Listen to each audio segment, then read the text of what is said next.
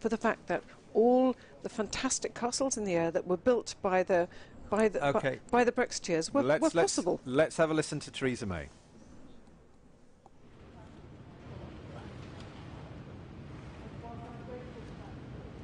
A significant number of colleagues did cast a vote against me, and I've listened to what they said.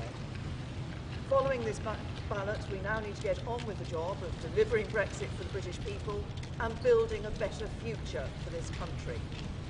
A Brexit that delivers on the vote that people gave, that brings back control of our money, our borders and our laws, that protects jobs, security and the union, that brings the country back together rather than entrenching division.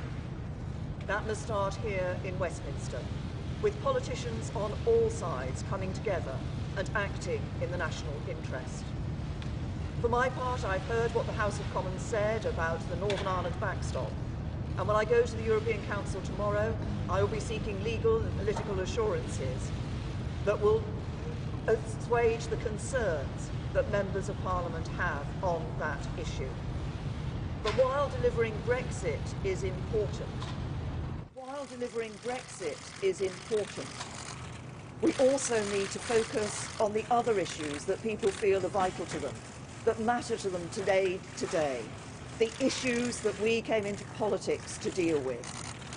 Building a stronger economy, delivering first-class public services, building the homes that families need.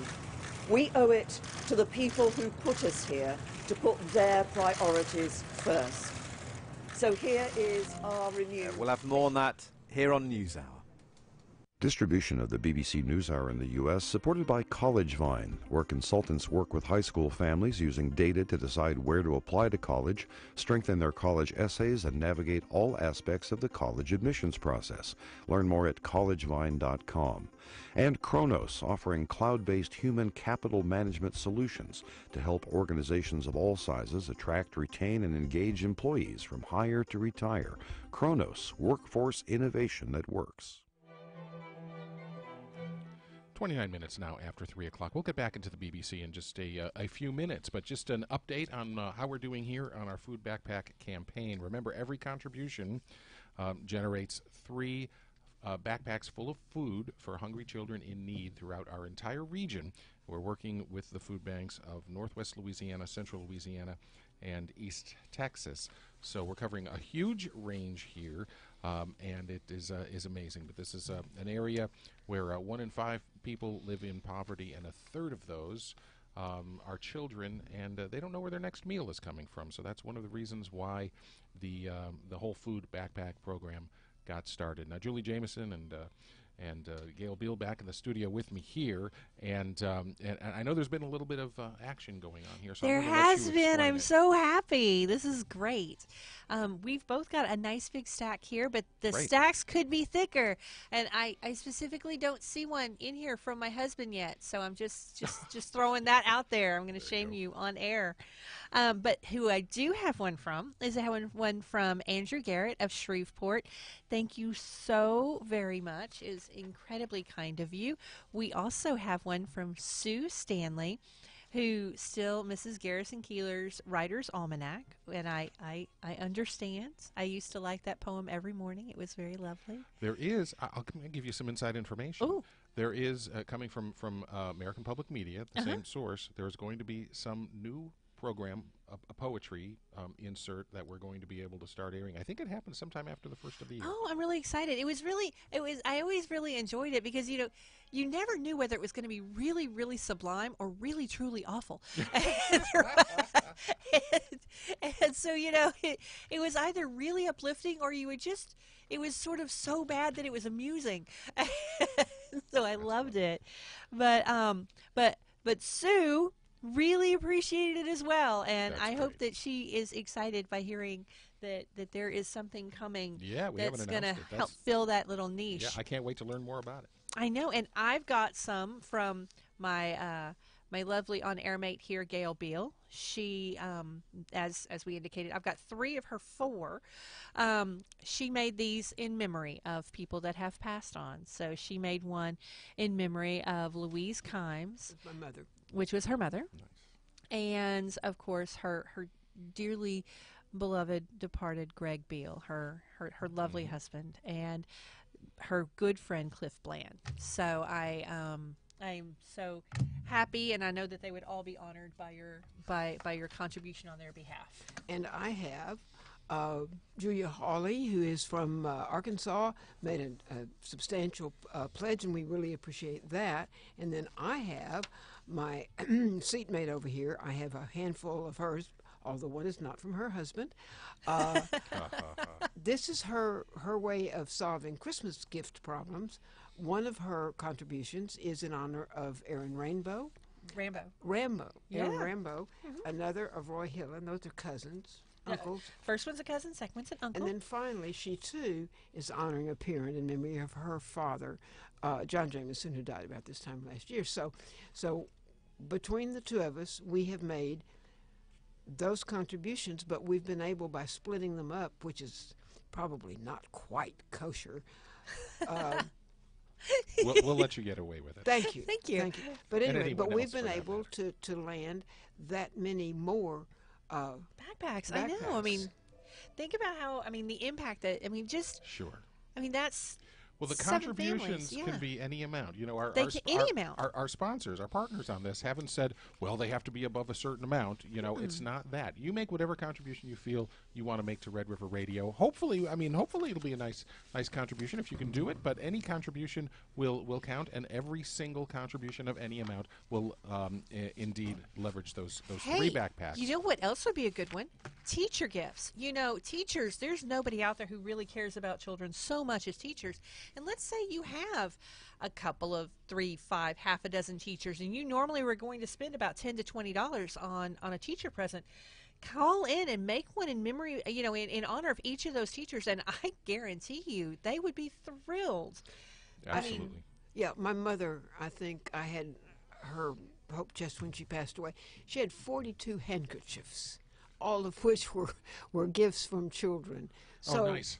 So probably she, of course this was long before her time, but she probably would have appreciated this sort of thing more than 42 handkerchiefs. Well, especially when you look at how much this food that these kids are getting really can affect positively their futures, their ability to pay attention in class, their test scores, their success rates. Their time behavior. and time again, time and time again, this has been, proven. Exactly so, right. If you're looking for a real bang for your buck teacher present, call in and give something in honor of a teacher. How wonderful! What a wonderful tribute that would be. That's a great idea. Well, we've got to get back into BBC, but here are the latest totals, right? So we have 722 contributions to go. Remember, we have to get 800 total for this drive by midnight Friday. We can do it this hour. We can definitely do it. That is 2,166 backpacks to go because we want to do 2,400. And that's no small challenge, by the way. I'll tell you, we did 1,800 last year. We did 800 the first year. So we increased by 1,000. Let's do that again this year. So make your contribution. Every contribution generating 3 backpacks. We're going back into the BBC, and we will be back here shortly. And I know we'll be thanking you because I know it's on your mind right now. Give us a call. The jailing of these journalists has raised deep concerns for the media, free speech and democracy in Myanmar. It seems this is still a country where speaking the truth comes at a heavy price. That report from our Myanmar correspondent Nick Beake. You're listening to the BBC World Service. This is NewsHour coming to you live from London with Julian Marshall in our studio. Me, James Coomarasamy, just outside the UK Houses of Parliament, where within the past hour the British Prime Minister Theresa May has survived a vote of no confidence in her leadership by members of Parliament from her own Conservative Party. The chair of the Conservative 1922 Backbench Committee, Sir Graham Brady, announced the result of that confidence vote. The result of the ballot held this evening is that the Parliamentary Party does have confidence.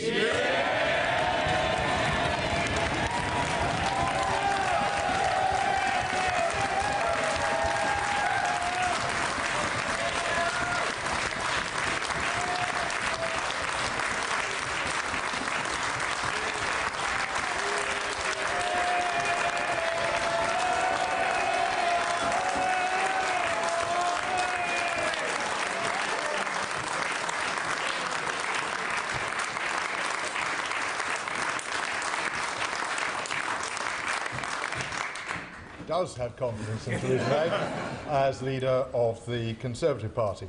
The number of votes cast in favour of having confidence in Theresa May was 200, and against was 117. Under the rules set out in the constitution of the Conservative Party, no further confidence vote can take place for at least 12. Sir Graham Brady, if you didn't catch what he said at the end, he was emphasising that there can be no challenge of this kind for at least 1 year to Theresa May's leadership of the Conservative Party. Well, with me here in our slightly chilly makeshift studio is our political correspondent Rob Watson, Jenny Russell, columnist with the Times and the New York Times, and Catherine Haddon from the Institute for Government. Rob, you and I have sat here several times over the last few years at moments of great import for UK politics. Remember the Article 50 day when Theresa May officially started the process that set the clock ticking down to Britain leaving the EU. Of course, the general election of last year, big moments. I mean, this is sort of sputtered out a bit, hasn't it? What kind of moment is this, do you think? I mean, it's strange, isn't it? I mean, at any other time, the Prime Minister being challenged for the leadership and surviving, we would be saying, my goodness, this is utterly extraordinary. But here's the thing, we are living in quasi-revolutionary times. A revolution sparked by the Brexit referendum in 2016. I mean, I don't think it's any exaggeration to say that. It sort of dropped a bomb in British politics, in the opposition Labour Party, but also, as we see, in the governing Conservative Party. But you're absolutely right, in normal times we'd be saying, my goodness, she survived, but a third of the party are against her. Oh my goodness, oh my goodness. But what are we saying instead? We're saying, right, not much to see here. Let's move on to the problem that she still faces, which is the big B, Brexit. But Jenny Russell, the Brexiteers are not saying that. They're saying this is proof that, look, 117 of our MPs do not think she's fit for purpose as the leader of the party. She should just go. Well, they were always going to try and spin this. The fact is that they have made a leadership bid and they have failed utterly. Only a third of the parliamentary party backed them, even though the vote was totally secret. It goes to show that there's absolutely no faith in the hardline Brexiteers or their plan for Britain. There is no mandate for no deal from the Tory party. There's no mandate for a hard Brexit deal. These people who are trying to say that this is a disgraceful result for Theresa May are themselves a disgrace. And unfortunately, they're never going to learn that lesson. They are ultras. If you remember 30 years ago, John Major said that he didn't want to have the bastards pissing in. He called them the bastards then, and I'm afraid they've gone on behaving like that ever since. And they're prepared to take the country to the edge of ruin as long as they can go on causing trouble. Yeah, well, you're quoting a former Prime Minister there, so... So you'll allow me to use those terrible words. Indeed, but Catherine Haddon, I mean... Well, we've brought in the history aspect of all of this.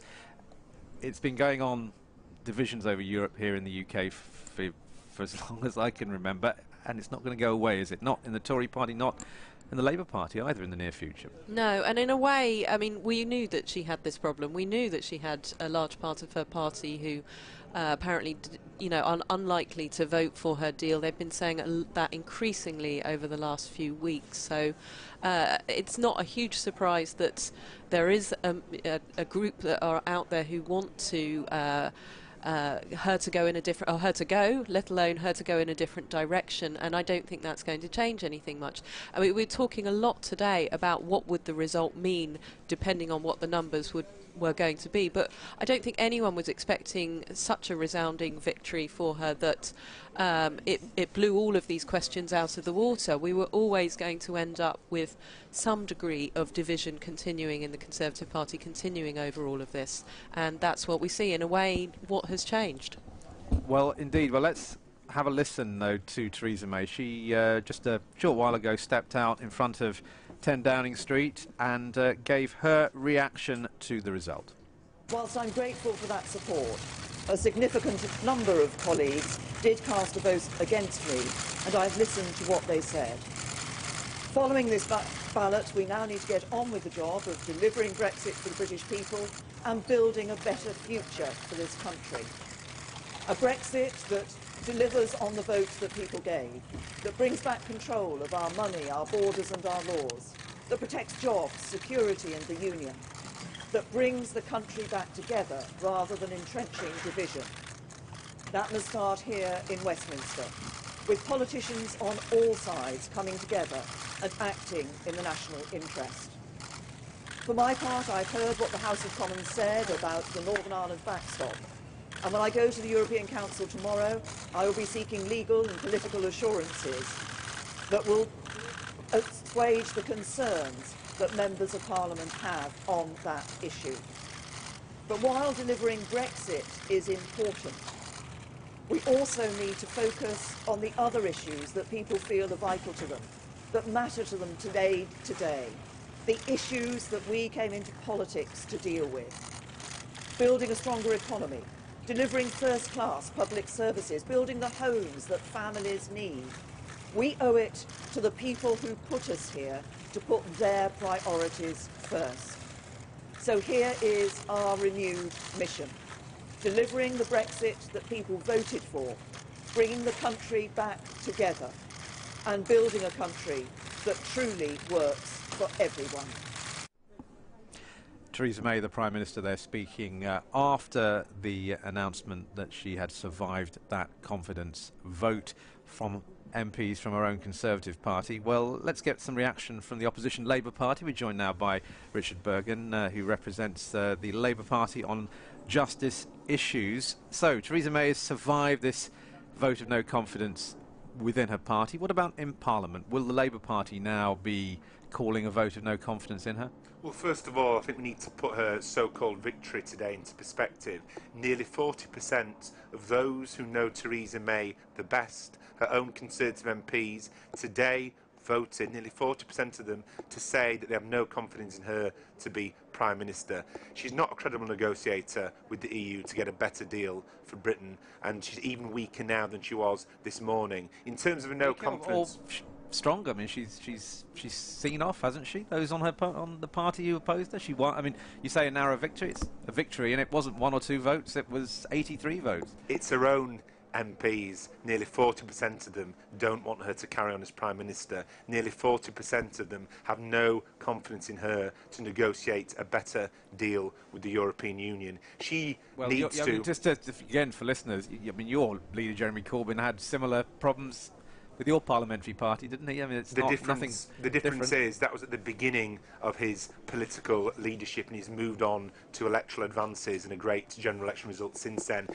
Everybody apart from fantasists accept that this isn't the opening chapter in Theresa May's leadership. It's now entering the final chapter in her leadership. In terms of a no confidence vote, we've had no confidence in this government from day one. Every day we have no confidence in them. But we don't consider a no confidence vote as a parliamentary parlour game or an exercise in gesture politics. We'll bring that vote when we believe we can win that vote, because we're bringing it not as a gesture but in order to get rid of this government and get a Labour government which will not only negotiate a new deal with Europe but negotiate a better deal for the majority of citizens in this country who have been attacked by this Conservative government. But when you think you can win it, not as a matter of principle or over a particular issue? The principle is we need a Labour government. The principle is we need an end to this rotten government. No confidence is something... I mean, we've never had any confidence in this government. When we bring a vote to try and get rid of them will be when we believe we can win that vote. OK, well, let's move forward with Brexit, because that's obviously the key issue facing not just the government but the country. And in the short term, Parliament is going to, if this withdrawal deal is put to you at some point shortly, have a say. You'd have liked to have been having a say tonight, actually, wasn't it? But that hasn't happened. What is it that Theresa May, or is there anything that Theresa May could do in the next weeks or so, concessions she could get from other EU leaders that would make even some in your party support the deal?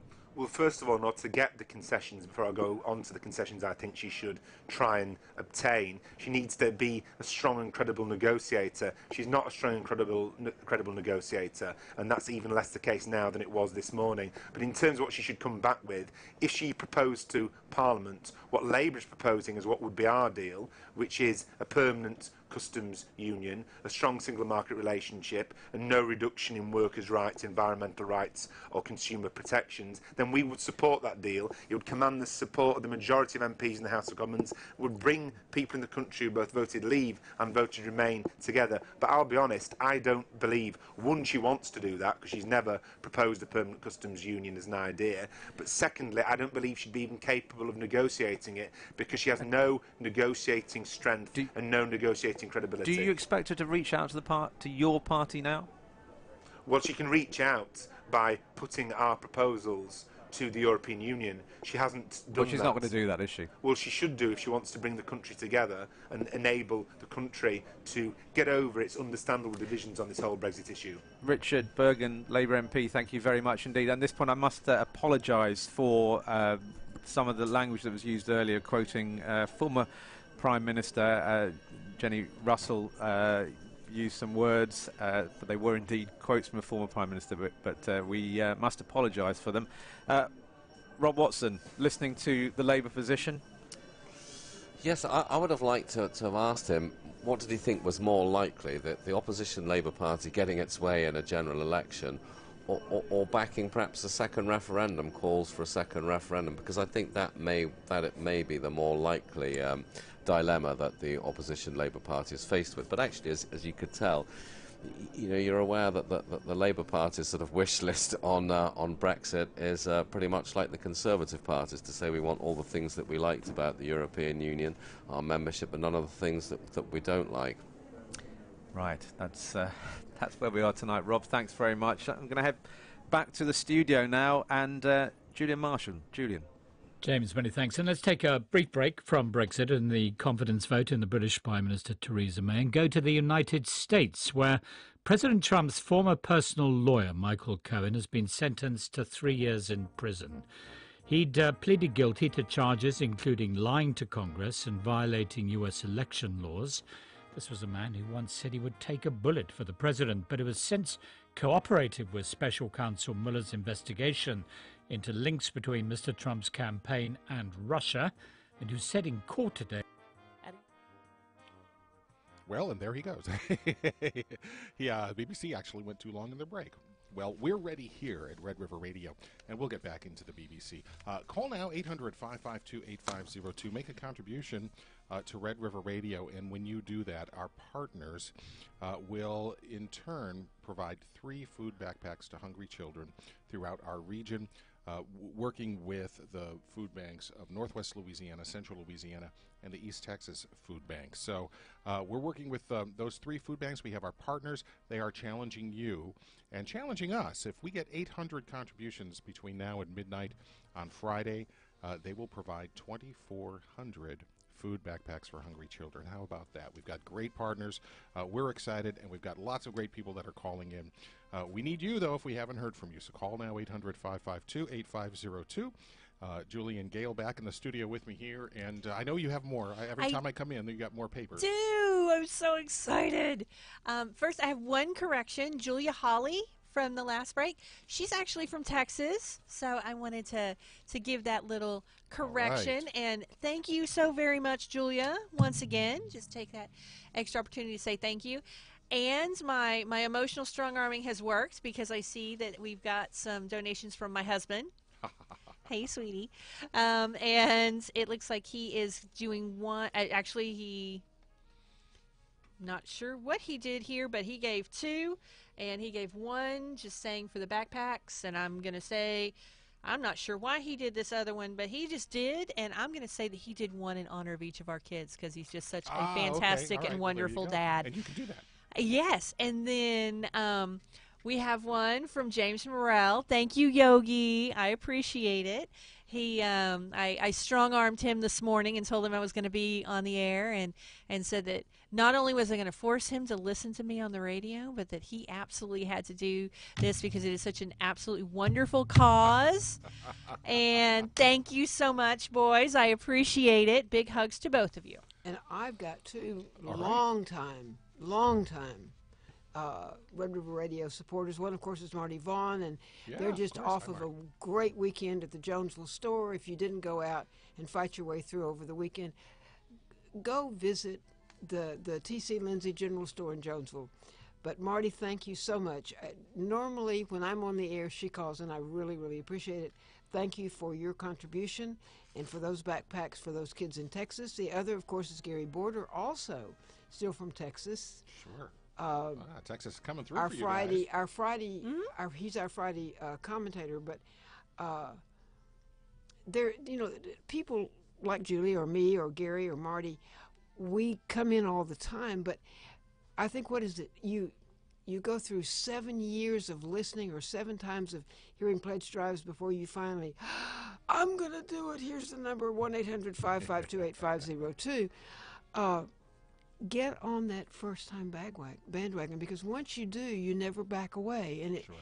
And and every time you listen, you feel good about it. Well, and what a fantastic opportunity it is this time around to make that contribution if you haven't made one before, because you've got such a wonderful excuse to do it. Not only are you contributing and supporting a station that you clearly are already listening to, but you're providing a really well needed service to your communities here and in Louisiana. And it's not one backpack, it's not 2 backpacks, it's 3 backpacks in addition to this. I mean, you're supporting, and it doesn't matter what size contribution you're making. If you're making a $10 or $20 donation, those kids are still getting that backpack. Right. I mean, it's just fantastic. And it makes a really wonderful honorarium, a really wonderful gift for people. Yeah, I go back to your teacher. Teacher gifts. Sunday school teacher. Oh, yeah. Are those mentors in your life that, like you said, have too much stuff and some way to say thank you? I think so. Well, here's the number. It's 800-552-8502 or online at redriverradio.org. We're going to get right back into the next segment here of BBC, and we'll be back here shortly. So call now, and thanks. Just to put this into a sort of broader context, that the Conservative Party now, it's still divided clearly, but it knows who's going to be the leader for the next year, and I guess that's important because it's a very important year for the UK. It does, unless there's some other confidence votes. We've had a confidence vote, obviously, in her leadership through the Conservative Party's rules. We have heard earlier this evening that there probably won't be an immediate confidence challenge from the Labour Party because they don't think that they've yet got the numbers to win such a vote. Things could change, though. I mean, in the UK, with Brexit at the moment, things change daily, hourly almost, so we don't know what the future will hold for her between now and the 29th of March. Yeah, I suppose that's a good point, because 117 of her own party MPs have no confidence in her, but you think when push comes to shove, none of them, or would any of them actually side with the Labour Party? It's difficult to see them doing so, at least certainly at this stage. I mean, voting no confidence in your government is a very big deal. It's different even from what we've seen this evening, because because you're basically allowing for a general election to happen, and you're starting off that general election saying that my party failed to govern, we failed to do this properly. So it's a bad start to it. But the key is the Conservatives don't have a majority in Parliament, so it's all about the DUP and how they would vote in any no confidence motion. Yeah, that's key, isn't it, Rob? The Northern Ireland, the small party, but it's got the whip hand, hasn't it? Yes, although I do think as we're nearing the end of the programme, it's good to go back to basics. What have we learned? I mean, we've learned good news for Theresa May is that she has survived. I think the bad news for us, she's still got Brexit to sort out. We've had it confirmed that her party is deeply divided when it comes to Brexit. And I think the other issue, of course, in many ways, this is one of the big stories of tonight. Her authority will start to drain away because she's basically set a leadership contest going by saying she will not lead the party to the next general election. And one other thought that I sort of throw out there, because we don't have any Brexit Conservative MPs around this table, I mean, I think they will be experiencing a certain frustration. And I heard one of them put it this way, that 52% of the British people voted to leave, but it's quite clear that in Parliament certainly 52% of politicians aren't supporters of Leave. And in a way, that goes back to this very, very basic problem at the kind of root of the crisis in Britain, which has not been affected by tonight, and that is the majority of people who voted in the 2016 referendum, not by much, but the majority voted for something that the majority of British politicians don't believe in or think is crazy, think is harmful and is about damage limitation. And that is what is making life so difficult. And in some ways, I wouldn't dismiss this as a blip. It's a big deal. But, you know, we're back to the normal problem tomorrow morning. Well, indeed, and Theresa May keeps coming back to that. You know, that was the vote. It was, as Rob said, a relatively narrow vote, but the numbers of people who voted were very big. So that's the mandate that she has had, and she has continued to say, look, we have to deliver on that. And there's no evidence that she's going to change her approach. I mean, listening to her tonight. Yeah, it's a very similar line that she's been saying throughout. And even on Monday when she talked about I've listened, I've heard, or whatever, she was still saying the same lines that we've heard in many speeches. You know, that goes back to when she sort of took over 2016, goes back to when she lost the general election, or failed to win a majority in the general election, I should say, in 2017. Goes back to all the speeches she's done on Brexit and all the speeches she's had to do lately, which has been a lot in Parliament. Rob, brief last word. Very briefly, because I know people listening will be thinking, OK, shush, just, you know, what the hell happens next? I think what Theresa May is going to try and do is to wait until next year, put a deal to Parliament, this is her plan B, and hope that with the clock ticking on Brexit, people will fall behind her deal for the fear of all the possible alternatives. She may well be wrong, but I suspect that is going to be her strategy. You gave that clock ticking line, didn't you, at the end of the programme? Deliberately, because you know what I'm going to say next. Rob Watson, as we've said many times. Unfortunately, we've run out of time on this edition of the programme, but Rob Watson, thanks very much. Catherine Haddon as well, thanks for being with us here on NewsHour on the day that the British Prime Minister Theresa May survived a confidence vote.